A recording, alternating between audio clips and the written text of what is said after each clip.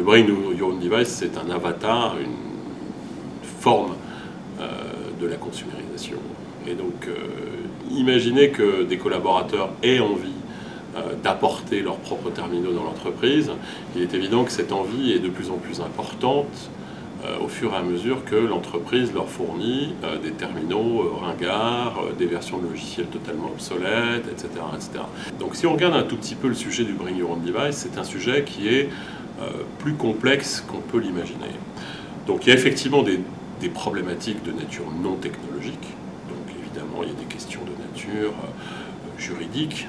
Par exemple, si jamais il y a un problème sur mon terminal et que c'est le mien qui est responsable d'eux, il y a la nécessité, d'une manière ou d'une autre, de définir une certaine forme de charte Internet, ou quel que soit le moyen d'annexer quelque chose au contrat de travail lié à ce type d'usage. Donc il y a toute une série de questions de nature non technologique qui sont évidemment des questions importantes. Sur le plan technologique, le Bring Your Own Device, ça nécessite de réfléchir un peu à la question de manière globale. La première chose qu'il faut être capable de protéger, c'est le terminal lui-même. Donc le terminal lui-même, une des grandes questions, c'est peut-on protéger un système d'information qui est accédé depuis des terminaux qu'on ne connaît pas?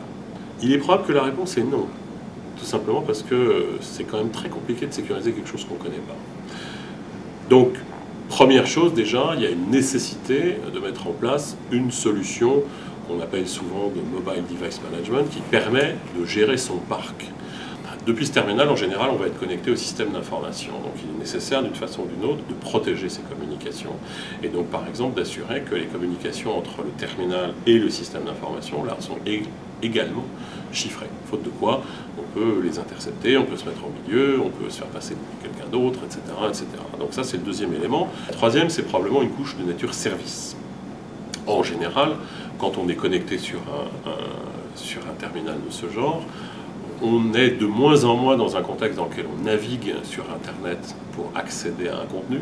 On utilise une application qui, en fait, va donner accès à ce contenu, mais depuis l'application elle-même. Donc on n'a pas à sécuriser une navigation web traditionnelle, on est plutôt dans un contexte dans lequel on va accéder à un service, et il faut que ce service, par exemple, il ne puisse pas être accédé par n'importe qui, sans qu'il y ait un minimum d'authentification correcte qui soit réalisé, voire même que ce service apporte une plus-value au terminal. Pour prendre un exemple concret, si on est connecté à une messagerie Exchange, que ce soit depuis un iPad, un iPhone, une tablette ou un téléphone Android, ou une tablette ou un téléphone Windows, on va avoir la possibilité de bénéficier d'un protocole qui s'appelle ActiveSync, qui va avoir comme vertu de rendre obligatoire le respect d'une politique de sécurité sur le terminal.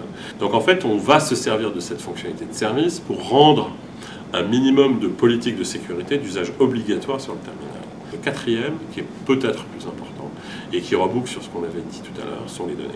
C'est-à-dire que typiquement, quand je vais avoir une partie de mon patrimoine informationnel qui va arriver sur mon terminal, par mail, par copie de fichier, par n'importe quel moyen, il faut que je trouve un moyen pour protéger ces données.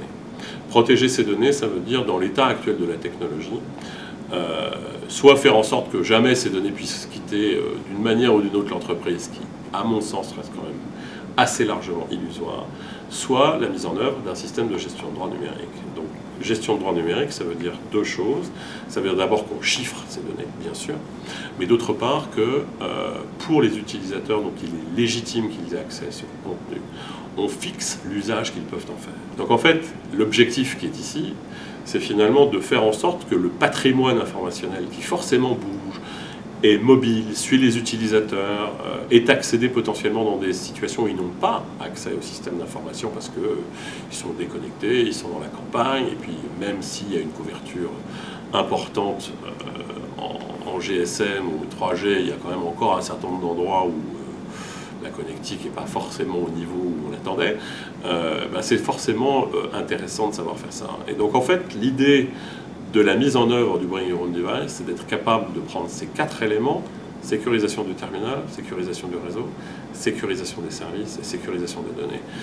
Si on oublie ces éléments, malheureusement, il risque d'y avoir un problème. Et très souvent, on a une vision un peu réductrice, un peu parcellaire, où on se dit qu'on a résolu le problème du Bring Your Own Device, mais en fait, c'est un tout petit peu plus compliqué que ça.